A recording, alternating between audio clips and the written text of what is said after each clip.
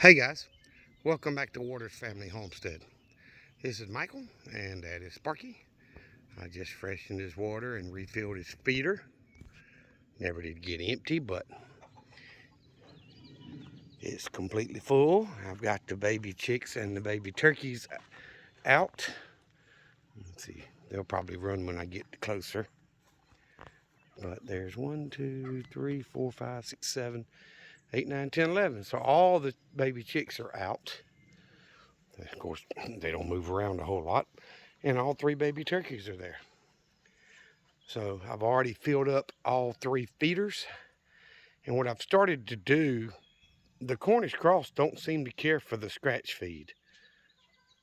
So what I've started doing to try to not make them quite so fat is I'm adding a little bit, just a little bit, like a quarter of a cup of scratch for every 4 cups of layer pellets. Trying to, give them a little bit less protein to keep them getting so fat. But we'll see. I know if they get too fat, they won't lay eggs. So I don't know. We'll see how that works out. And Junior in there chasing them. I have not let the adults out in a couple of days. And basically, I was pretty sure I had at least one hen eating eggs because my egg production on a daily basis dropped really low. And I kept finding signs that there was a busted egg in the nest or whatever. So I let them go to roost, and I left them the way they went on their own. And there's 5 hens in the middle pen with 2 roosters, and there's 10 hens in there with Sue in the last one, which are all 7 Wyandottes, 2 Blue Orphans, and one of the barnyard mix. So I've been trying to watch how many eggs I'm getting from each, and am I seeing any busted eggs in there, the remains of eggs in the straw in there or hay in their laying boxes. Well, so far I have not. I've not seen any busted egg remains in there. The first pen here on the left, I've been getting about 6 or 7 every day for the last 2 or 3 days. And then the middle pen, I get anywhere from 1 to 4, which I got 4 yesterday, 3 the day before, 3 today. And, so it's the 5 hens are at 40 to 60% lay on average. The 10 over here, the Wyandottes, and the other 3 that are in there with them are at 70 to 80% hens laying daily. So that's not too bad.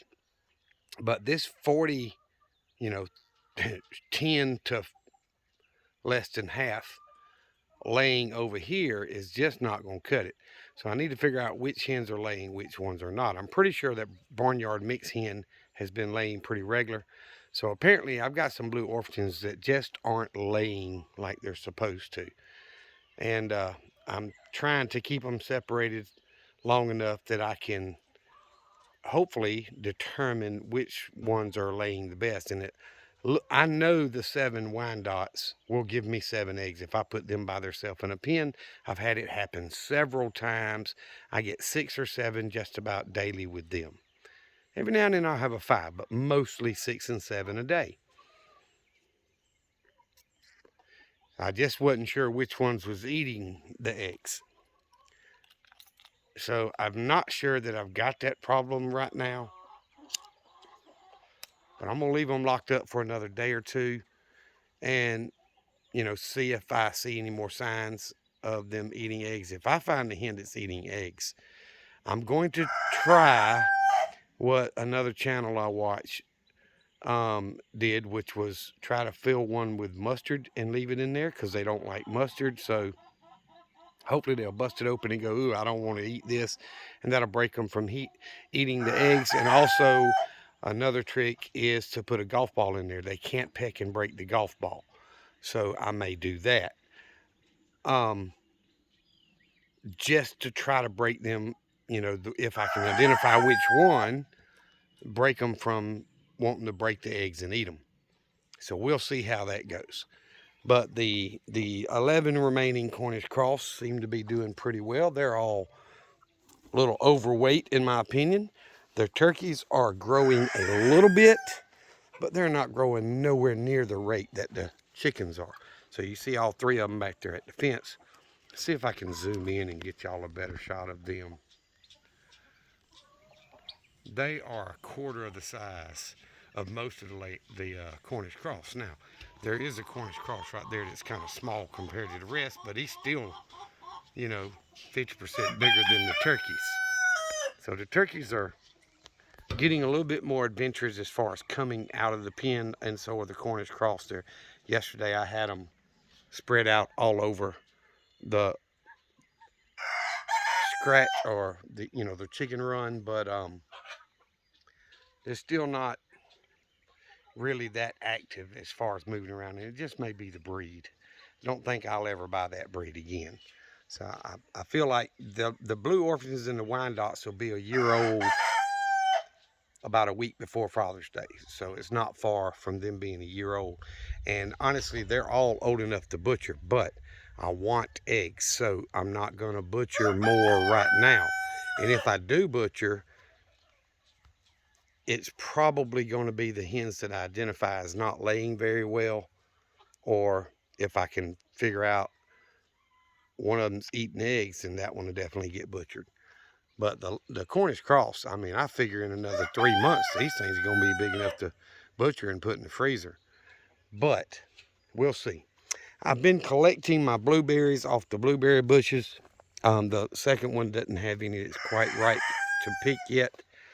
But this one I've been picking blueberries every day. And I'm putting them in a quart Ziploc bag and keeping them in the freezer. I did that with some last year, and when I mixed it with pancake mix and had blueberry pancakes, it was just like I picked them. So they were very sweet, very good. So that's what I'm doing here. I'm trying to see how many I can collect this year that the birds don't get and the chickens don't get. Haven't found any other fruit on any of the other fruit trees, and I'm hoping the chicken scratching around and their waste will help fertilize them, and maybe next year, I just don't know. I'm not a fruit tree guy, I'm just trying. But I did show you in the other video that I did run the tiller, the walk behind tiller down through here. Look at the rabbits jumping around in the yard over there. But some of the corn is shooting up. I've got some that's almost a foot tall, so 8 to 12 inches tall. A lot of it's 6 inches or whatever, but it's coming up pretty good. But the potatoes aren't coming up near as well. I think most of this is just weeds. Can't identify a potato, but like that's potato right there. So I counted them the other day, and best I could tell, I've got 8 that are coming up. And I've been watering, every other day, basically, trying to keep this ground soft. And then I tilled it, and I'm walking on it, and it's a whole lot softer, but it's hard where they're planted. So I'm hoping tilling around the sides of it and keeping the ground slightly moist, water and then skip a day and water and skip a day, that the potatoes will be able to grow. And of course, Sweet Pea had to follow me out here. She follows me everywhere. If I walk out to the range, she goes out to the range. But I think I planted the corn a little bit deeper than I should have, and it's definitely crooked, if y'all can tell. But put 2 seeds in each hole. I did with a old rake handle that was broken, and I shoved a hole in the dirt and dropped 2 seeds in it and then covered it up.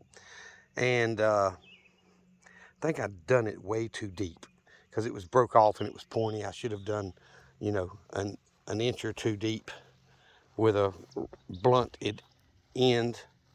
But either way, I'm living and learning. And as more potatoes show their face, I got out here and I pulled a bunch of grass yesterday by hand. So I'll keep picking away at the weeds, pulling them, and hopefully give the potatoes a good chance to come up. And the corn needs a lot more water than potatoes do. I understand that, but hey, I was late with the garden, so I figured I'd try. Look at them 2 rabbits in the yard way over there. right there, as far as it'll zoom in. That is about 50 yards away. But I tried to do a video for y'all.